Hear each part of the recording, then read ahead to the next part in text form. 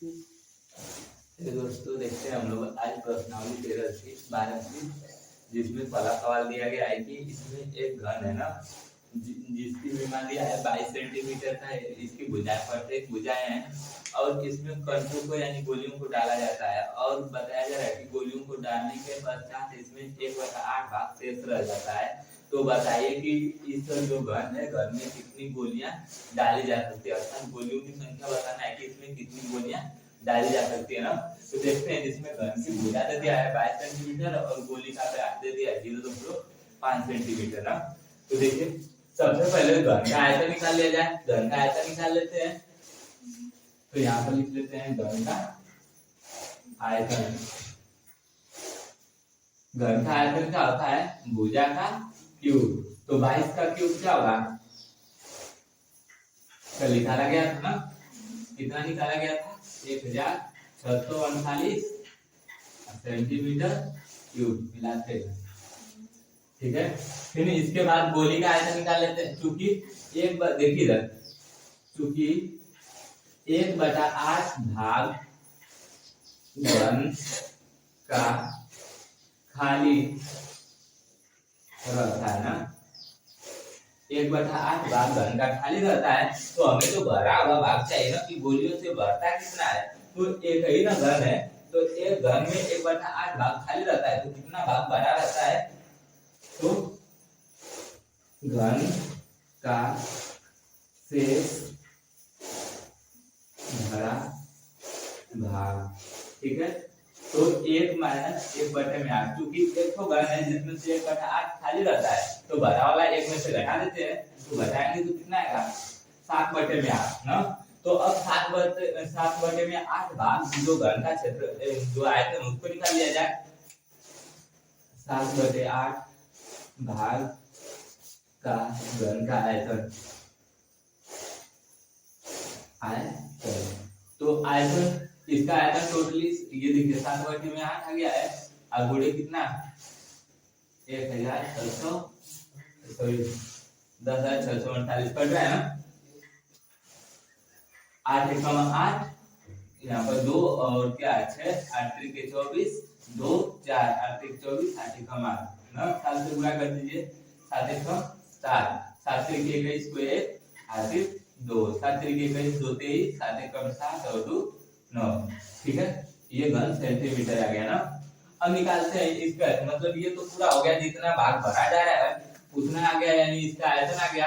अब देखते हैं इस गोली का आयतन कितना है, एक गोली का आयतन।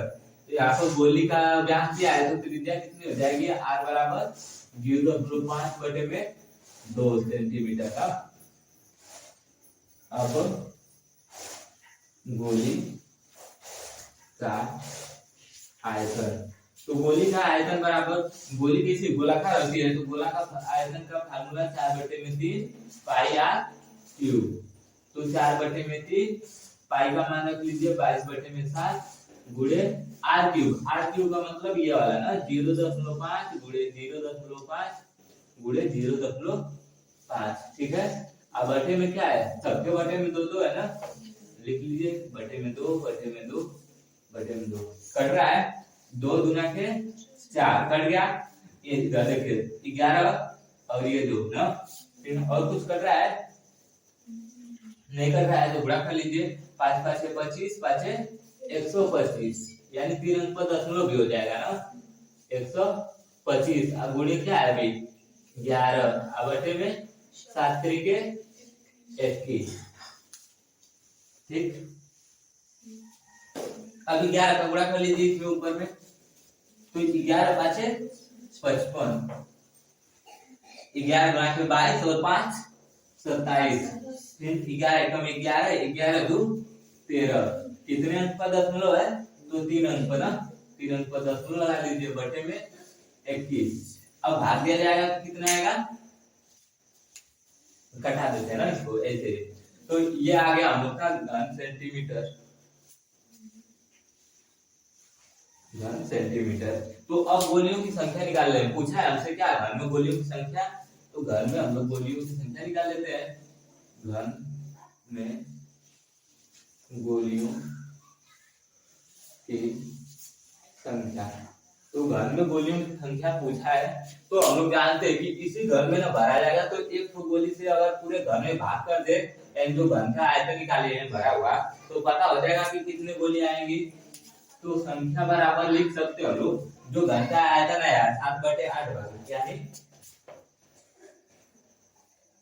93/11 में यह होगा ना 1.375, इसके बटे में 21, तो ये बटे के बटे में तो ऊपर जाएगा तो गुणा कर देगा ना, यानी 93/11 गुणे में 21 बटे में 1.375, ठीक है।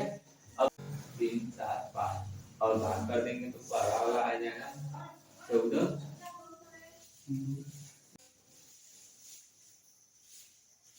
गोलियों की संख्या तो इतना ही रह जाएगी, ठीक, आंसर हो गया।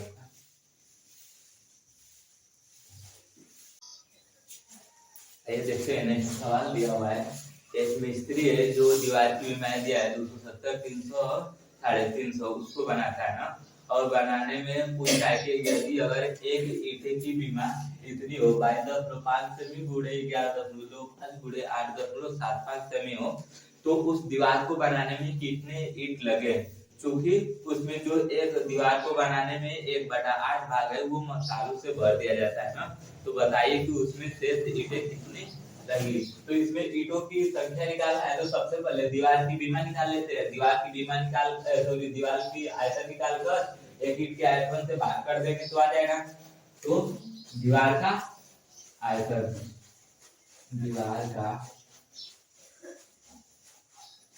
आयतन क्या हो जाएगा 270 सेंटीमीटर गुणे 300 सेंटीमीटर गुणे 350 सेंटीमीटर।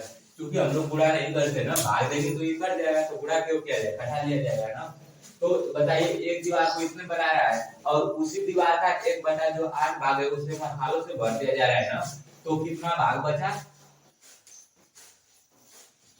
1/8 भाग जब मसालों से भर दिया जाता है,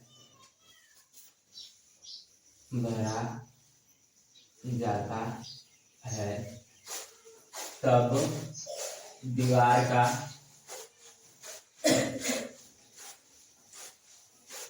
ईंटों द्वारा भरे जाने वाला आयतन ना, ईंटों द्वारा भरा गया आयतन, ठीक है। तो क्या करेंगे, इसमें जो दिया है उसमें 1/8 से सॉरी इसको घटा लीजिए यहाँ पर ना, तो एक दीवार है जिसमें से 1/8 भाग क्या होता है भर दिया जाता है ऐसे मसालों से, तो कितना बचा 7/8 भाग किससे भरा जाता है ईंटों से, तब दीवार का आयतन, तब दीवार का आयतन, तो दीवार का आयतन कितना हो जाएगा 1/8 गुणे 270 गुणे 300 गुणे 350, ठीक है। तो अब निकाल लेते हैं, देखिए हमें ईंटों की बीमा तो दे दिया है, इसका मतलब आयतन भी यही निकालेंगे तो पूरा हो जाएगा। ईंटों की संख्या निकाल लेते हैं ना, तब ईंटों की संख्या, ईंटों की संख्या, अब ईंटों की संख्या हम बताएं कि जो आयतन निकाला गया है दीवार का उसमें ईंट की जो आयतन है उससे भाग कर देते हैं ना, तो 1/8 गुणा में 270 गुणे 300 गुणे 350, सॉरी ये 7/8 है ना, अपन में कितना है, इसकी कीमत कितना दिया है 22.5 गुणे 11.25 गुणे 8.75। अब देखिए कुछ कट रहा है, सबसे पहले इनका सबका दशमलव हटाना है, नहीं हटा ले जाए, दशमलव हटा लीजिए ना, इसका दशमलव हटाएंगे तो 2 को 0 बढ़ेगा, इसका हटाएंगे तो 2 को बढ़ेगा और इसका f हो, यानी 2 2 4 और 1 5 5 0 बढ़ जाएगा ना, यानी 7/8 ये हो जाएगा, गुणा कर लीजिए ऊपर 270 गुणे 300 गुणे 350 गुणे में कितना 1 2 3 4 5 5 0 नीचे से हटा रहे हैं तो ऊपर 5 0 बढ़ जाएगा, ठीक है। यहाँ पर हो जाएगा 225 गुणा में 1125 गुणे 875। अब घटाइए 25 के टेबल में देखिए कौन कौन आ जाता है। 25 से कम 25 5 जीरो यानी 25 से कट रहा है 25। ये वाला 25 25 नवा कितना होता है 225 होता है ना। आई 25 से कम 25 और 25 गुना के 50 12 3 9 3 चौको 12। अब घटा 4 एकम 4 4 गुना 8 2 आ गया ना। और किस किस कट रहा है क्या ये तो पूरा कट गया। अब बचा इसको घटाइए 25 से कट रहा है इसको घटा देते हैं 25 25 चौका कितना होगा 100 125 बच गया 25 पासे 125 ना। इसको 25 चौका 100 यानी कितना जीरो बचा 3 जीरो। ठीक अब कट रहा है किसी से 2 से घटा दीजिए 2 से कटेगा तो 2000 हो जाएगा।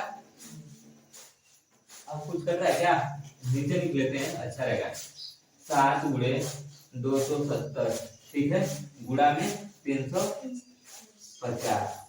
गुणे 2000 अपार में 3 गुणे 45 गुणे 875। 3 कटाइए 3 से 3 9 27 90 आ गया ना। फिर 45 किससे कट रहा है 45 गुना के 90 2 आ गया। अब ये कितने से कटेगा इसको घटा दिया जाए क्या 25 से कट रहा है 25 क्या 75 कितना बच जाएगा 75 और 2 नहीं 5 और 7 12 हो जाएगा ना 125। देखिए 25 क्या 75 12 बचा फिर 25 5 125 इसको 25 से घटा दीजिए 25 बटे 200 ना तो 80 आ गया। अब कितने 5 से घटा दे 35 से कम 35 यानी 10 ना। नीचे का सब पड़ गया कुछ बचा है। अब बचा इधर कितना है 2 गुणे 10 गुणे 8 और 7 बचा है ना। देखिए गुणा कर लेते हैं 7 गुना के 14 8 कितना होगा 112 ना। और 1 2 2 को 0 ये हो गया आपका ईंटों की संख्या। ठीक है हो गया आंसर।